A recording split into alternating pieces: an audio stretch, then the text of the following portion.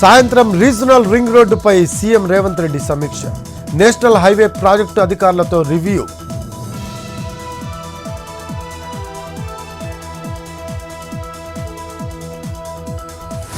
IIT హైదరాబాద్లో 2 రోజుల workshop. India Australia మధ్య క్రిటికల్ మినరల్ రీసెర్చ్ పై పరిశోధన.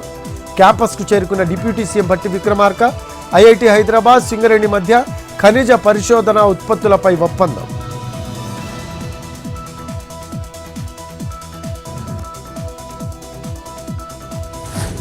అనంతపురం జిల్లా తాడిపత్రిపై అనుచిత వ్యాఖ్యలు. సినీ నటి బీజేపీ నేత మాధవిలతపై పోలీసులకు ఫిర్యాదు. జేసీ పార్క్ సమీపంలో జరిగే కొత్త సంవత్సరం వేడుకలకు వెళ్లొద్దు అంటూ సోషల్ మీడియాలో పోస్టులు. కొంతమంది గంజాయి మద్యం సేవిస్తూ ఉంటారన్న మాధవి.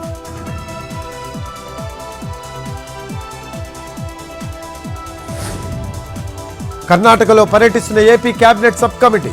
ఇవాళ ఆ రాష్ట్ర రవాణా శాఖ మంత్రి అధికారులతో మంత్రివర్గ ఉపసంఘం భేటీ.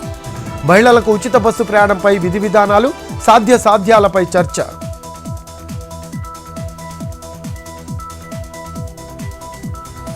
అంబేద్కర్ కోనసీమ జిల్లాలో కలకలం. వైద్య శాఖలో అక్రమ వసూళ్లు.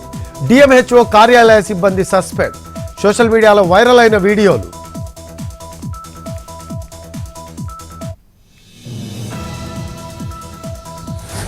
ప్రకాశం జిల్లా మార్కాపురం వద్ద స్కూలు బస్సుకు ప్రమాదం.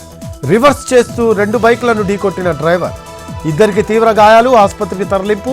స్కూలు బస్సును వదిలేసి పరారైన డ్రైవర్.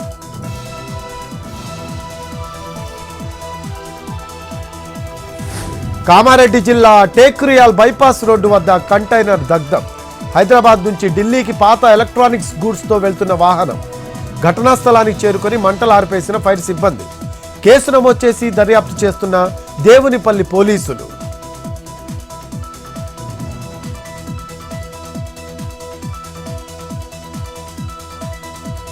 సికింద్రాబాద్ టు విశాఖ వందే భారత్ రైళ్లకు అదనపు బోగీలు.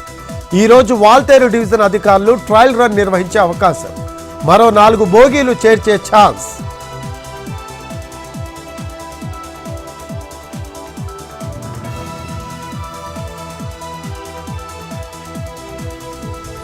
హకీంపేటలో పాసింగ్ అవుట్ పరేడ్. అగ్నిమాపక విభాగంలో శిక్షణ పొందిన 1300 మంది సిఐఎస్ఎఫ్ కానిస్టేబుల్స్. ముగింపు వేడుకల్లో సందడిగా సాగిన విన్యాసాలు.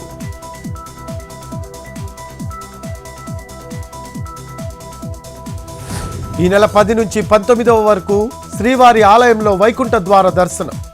ఆఫ్లైన్లో 4 లక్షల టికెట్లు జారీ చేయనున్న టీటీడీ. తిరుపతిలో 8 ప్రాంతాల్లో, తిరుమలలో 1 చోట ప్రత్యేకంగా కౌంటర్లు. ఈ నెల 9న ఉదయం 5 గంటలకు 3 రోజులకు సంబంధించిన 1,20,000 టోకెన్లు జారీ.